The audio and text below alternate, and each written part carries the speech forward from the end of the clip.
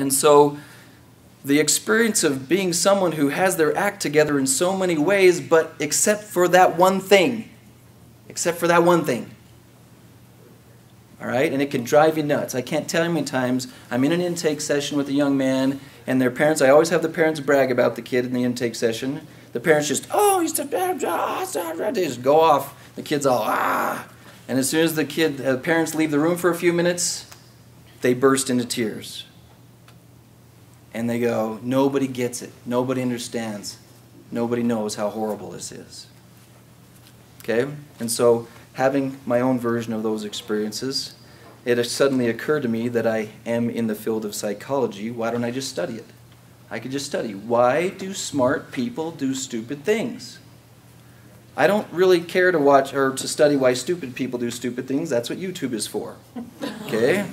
Hey, catapult me over the house into the swimming pool. Oh, you missed. Let's try it again with my little brother. Okay? It's not very interesting to study why stupid people do stupid things, so my research was on why do smart people do stupid things. It was during that time that I found out that Satan is a good psychologist. Another concept that's not taught in textbooks. 7,000 years of perfecting the art of messing with the human mind. Now, I remember sitting in church settings, and you hear lots of vague warnings. Be careful, Satan will mess with you. Be cautious, he's going to try to attack you. Okay, that's all fine and dandy, but I didn't understand the mechanics of that. So exactly what is he going to do? Exactly what technique is he going to do? How is he going to attack me? What form does it come in? All of those things were a mystery to me. I didn't understand them. So as I studied it, I went back in time a little bit and looked at, let's look at what's going on before Adam and Eve.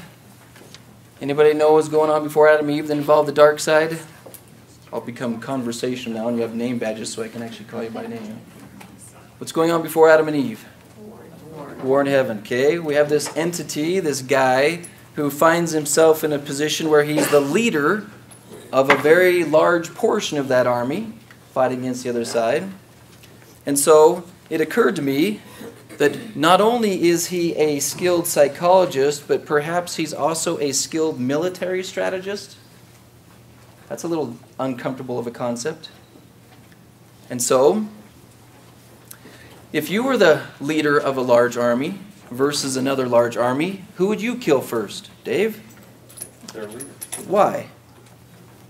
So they can't organize, can't they? So would it surprise us if this 7,000-year-old genius decided to target leaders? And what if he could figure out who the leaders were going to be while they were still children? Anybody know of any stories where there was an attempt on the life of children who were going to become leaders in their older age? Who comes to mind? Who? John Taylor. John Taylor. Who else? Joe Smith. We also have Christ himself. And who's the guy with the pyramids? Thank you. Moses. Okay. Now, bear with me. I play several roles in the community. I am a healer. I'm a trainer. But I also play another strange role. I'm a scout. Not a Boy Scout, but a military scout. One of my jobs is to study the enemy in great detail so you don't have to. I sit on the edge of that dark territory, watching for his techniques with the hope of coming back and sharing with you what he plans and what he's doing. Part of that responsibility is I study his personality and his feelings about things. So can you imagine Satan's response when Moses and Christ slipped through his fingers? Maybe that's when swear words were invented. So he gives up, right? No. So now I see him pacing back and forth. He's going, okay, I couldn't kill them when they were children. I'll kill them when they're older. So he arranges for Christ to be killed. He arranges for Joe Smith to be killed. And he wins. Yes? Can you imagine his emotional response 3 days later when Christ came back? Okay? A little agitation, a little frustration, some swearing, and possibly kicking of sheep. Okay? Highly frustrated.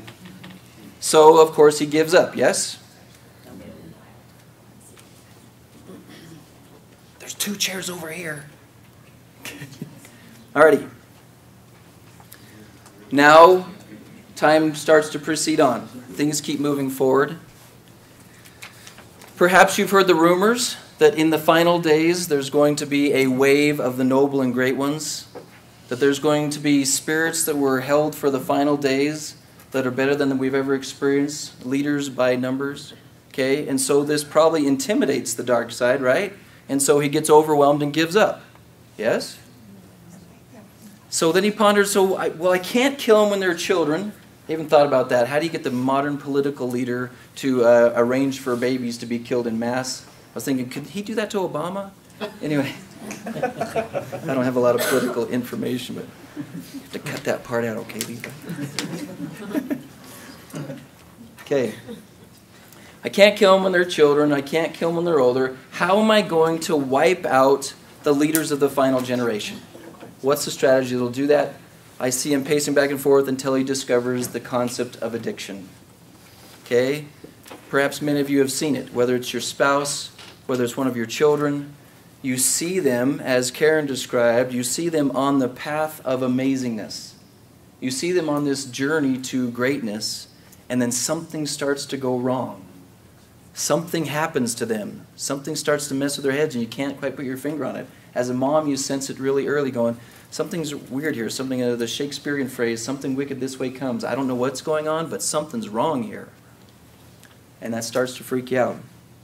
And so Satan has learned that if you can turn a youth into an addict, then his leadership skills, his confidence skills will fall apart. And so the more I've studied it, the more I've analyzed what's going on, not only in each individual's lives, but across the board, is Satan is so afraid of these leaders.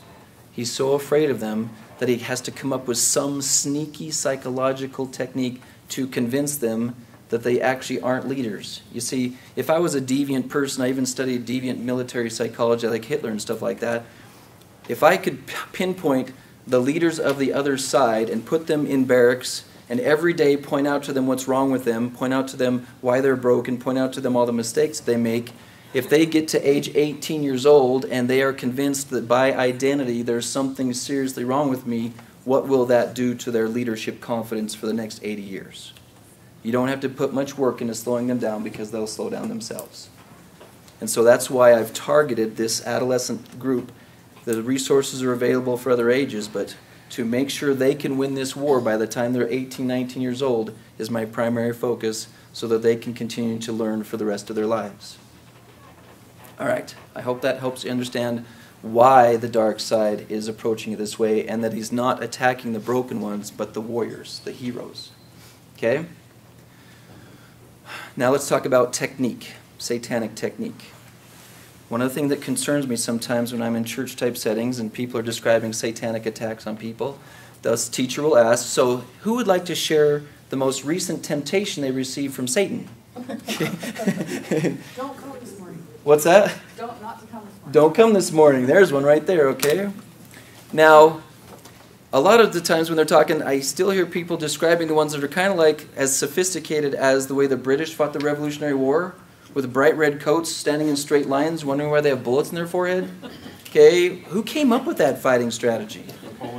Napoleon? Okay. So I'll ask a teenager, have you ever had that temptation? Dude, you should slap your mom. And they pause for a second so you can see that they actually have. And they go, no. And they go, okay, no, that's a stupid one. You don't slap your mom. There's too many consequences of that. So that's an easy one to win. Okay? You should cheat on this test. You should start a fight with your dad. You could win this time. Okay? And you go, no, those are really dumb temptations. Okay? I'm sure all of you have had some ridiculous temptations. They're really easy to catch. And you go, no. Parents, beat the child. Am I the only one who's ever heard that temptation? It really will make things better. And I go, no, okay. Sometimes it takes me longer than that.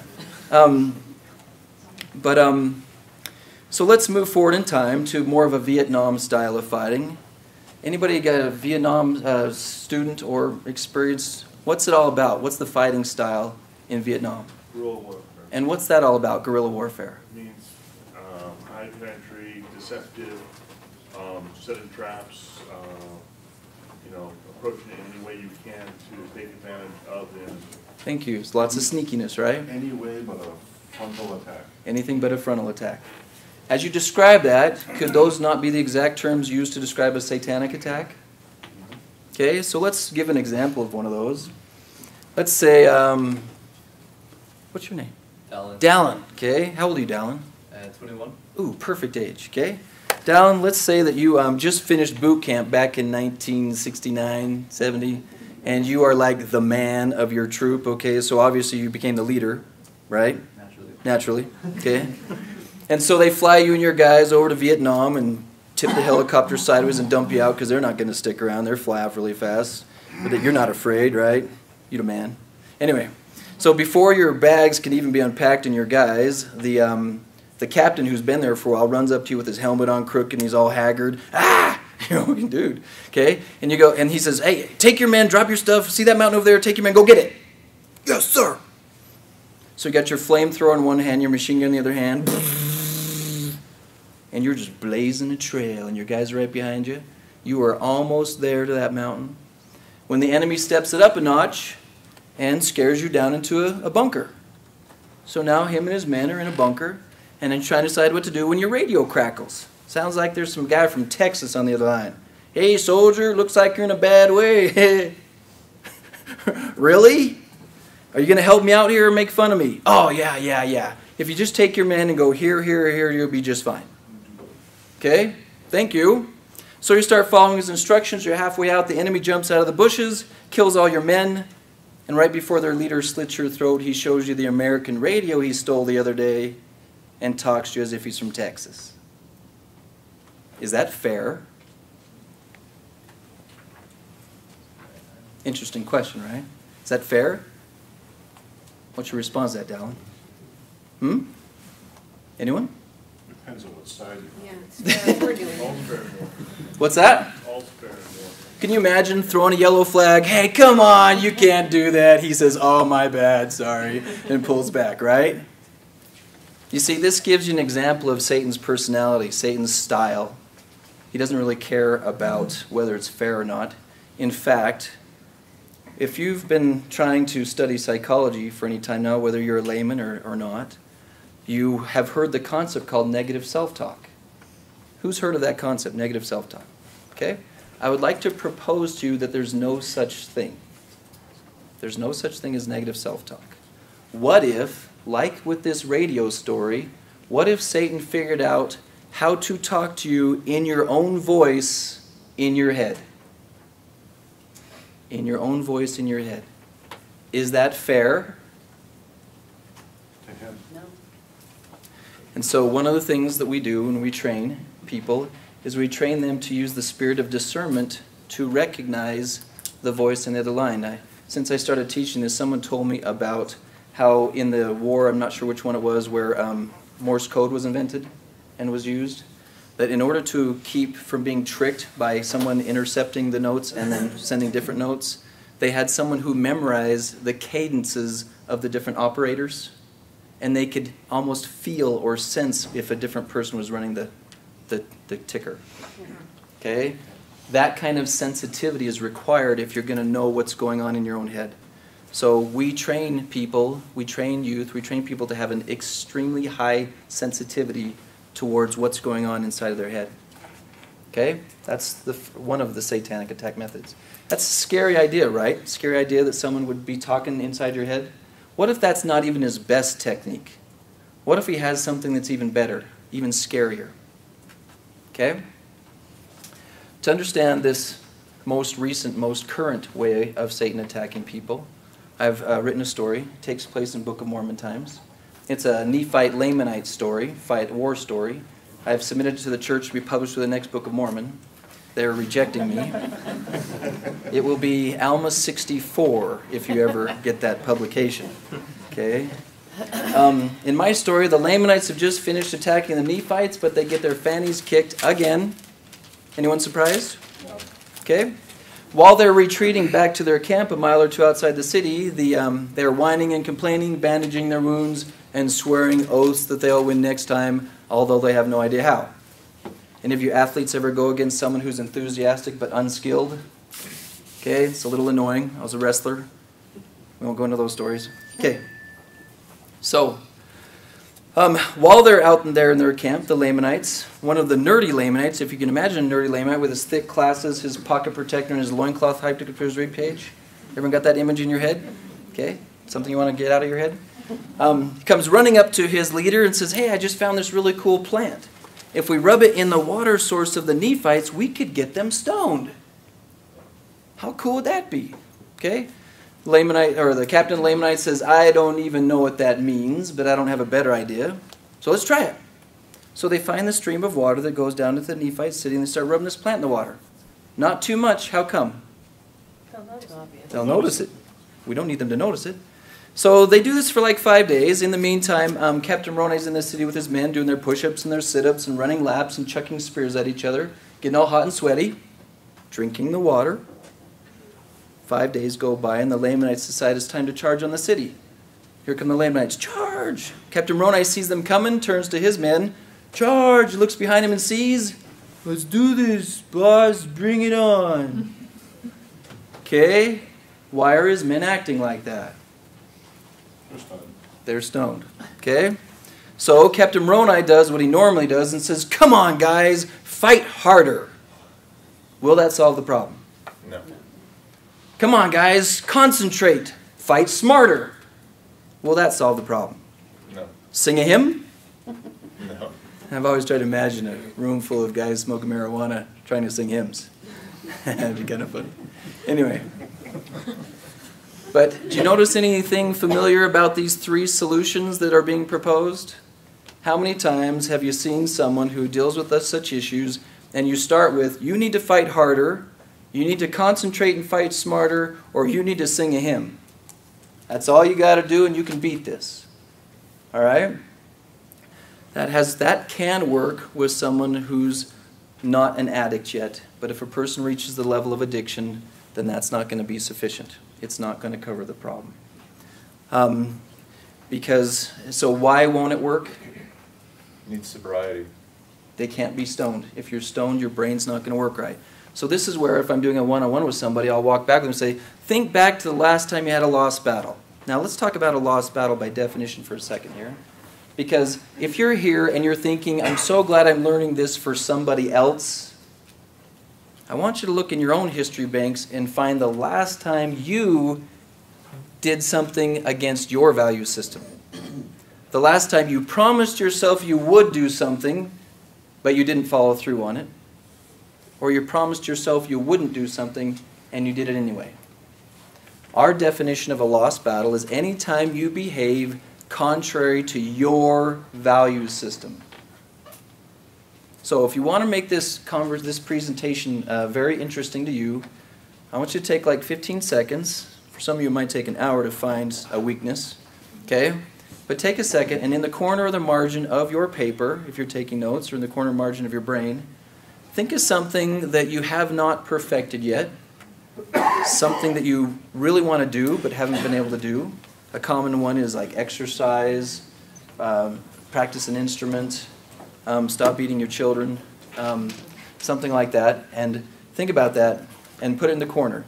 If you think more about what your brain does wrong, you will have more empathy and compassion for those who also are not experiencing it. Because what we found out is that the pattern of the brain that leads towards these significant misbehaviors is the exact same pattern that your brain experiences when you fall to others. There's an extra amount of chemical elements associated with an addiction than what you're experiencing, but it's still the same steps, still the same pattern that I'll show you in just a minute. So think back to what that's like, what it's like just before you do something stupid. Your brain gets a little weird on you. You're not as close and focused. Alrighty. So